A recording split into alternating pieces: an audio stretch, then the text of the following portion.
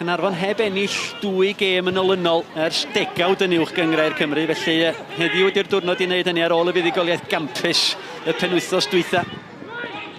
Bale a Jamie Breeze. Breeze!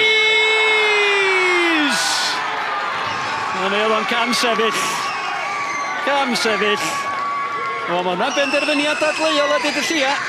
Wel, dim gol i'r dyn yma, ond mae'r peryg yna. O'r croesiadau, o'r pasio hir. Mae Joe Williams, Emily Lewis ei lygad ar y bêl, ond Kai Jones yn codi'n uwch. Gareth Evans cael ei figilio gan Joel Edwards, o mi nath o'n dda. Edrych am Noah Edwards i fewn i'r cwrt. Jones yn ôl at Edwards! Edwards! O, na chi gol campus! O, Noah Edwards, symudiad rhagorol gan y Canaries! O, maen nhw'n heiddi'r dathlu mawr yma efo'r cefnogwyr. Am symudiad, am gol. Am Noah Edwards reit yn ei chanol i erbyn y diwedd. Edwards yn pigo'r bel i fyny. 1-2 bach clyfar. Yn lle brysio'r ergyd. Ond wedyn unwaith oedd o'n creu lle ar ei droed chwith. Oedd o'n gweld corner y gol. Waith da, mosodol gan Kai Jones. A fewn â hi. Gol Noah Edwards wedi 4 munud ar y 15. Sy'n gwneud y tîm cartra ar y blaen. Baker at Rosgro. Rosgro, mae'n mynd heibio i Craig Rosgro yn dal i fynd. Dyma'r cyfle i Rosgro! Rhy hawdd o lawer i Ramsey. A mae wedi taro targed o'r diwedd. A mae yn arbediad da gan Ramsey. Curiad allan gan McCarthy. Edwards. A Thomas yn dawnsio i ffordd. Darren Thomas yn dal i fynd. Thomas! Mynd am y postyn gosa arbediad gan Alex Lang ac yna'r cliriad allan am Vic Gornel. Hediad rhagorol gan Darren Thomas. Mae'r dynion mawr i fyny o'r cefn. Mae Breeze yna, mae Edwards yna, mae Roberts yna. Edwards ar y postyn pella mi oedd Emlyn Lewis. Pwy arall yna hefyd. Nôl i mewn gan Noah Edwards. Darren Thomas. Thomas i'r ei prawf i Joel Edwards. Craig y tu ôl iddo fo.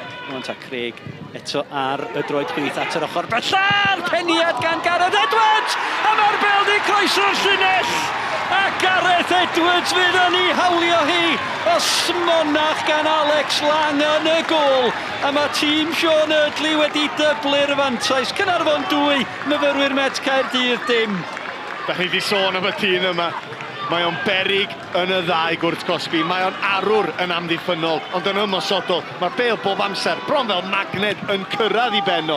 A sa fo'n siomedig bod e heb sgorio fo'r penniad cynta.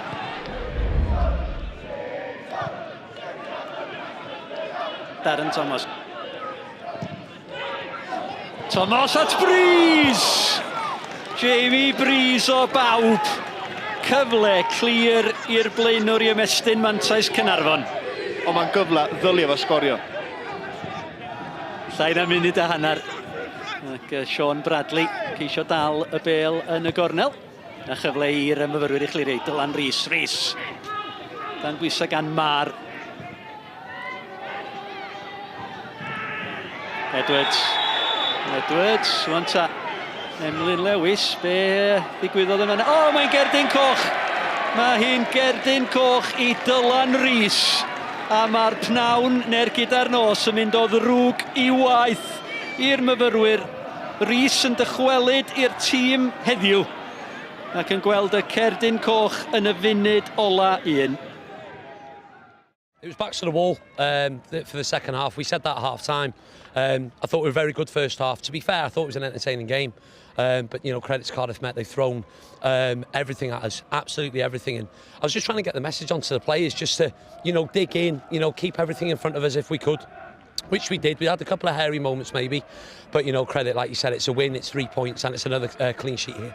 And it's a win, of course, that gives you a 5-point advantage now in that seventh spot, and just 2 points behind Newtown in 6th place as well. Yeah, absolutely.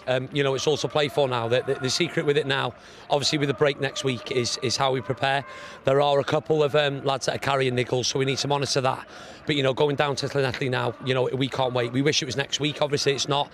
But, you know, even after that performance there, we're going to be itching to get going down there, absolutely. Diolch, Sean. Enjoy your dathlu. No problem. Diolch. Get in! Well, Gareth, first of all, congratulations, another big win. Yeah, thank you very much. Yeah, it was really good for us. You know, it was important that we kicked on from last week. This is the first time this season that we've won 2 on the bounce. So, yeah, massive for us, really. Massive for us. Big day for you as well, showing how influential you can be both ends of the pitch there. Yeah, well, I'd actually lost the ball in the floodlights, and then poor header, and then luckily enough it bounced out, and I managed to get something to it. So they all count. I'll take anything. There's a lot of us who've been here for a certain amount of time now, so we all understand each other's games. You know, I've had a little bit of an injury this season, so it's nice to get back, nice to get playing and getting a consistent run of games in. And how much more do you feel that this team has got to give? Yeah, we had different targets at the beginning of the season, but now, you know, with little games left until the split, I think that we can, you know, really give it our best to kind of push into the top 6. That's our aim now. We're looking up instead of down, which is good. Keeping a little bit of a gap between us and the teams below now, which is good for us. So, yeah, it's massive for us. You mentioned there that your targets have changed. Does that mean that you're surpassing expectation? Can you make it to that top 6? Yeah, I think we can. I think we've got the quality. We've got lads to come back in. We've struggled with injuries this season, but you know you can't replicate heart and desire, and that is what we've got in abundance. So the quality will shine through as long as we're working hard. That's everything for us.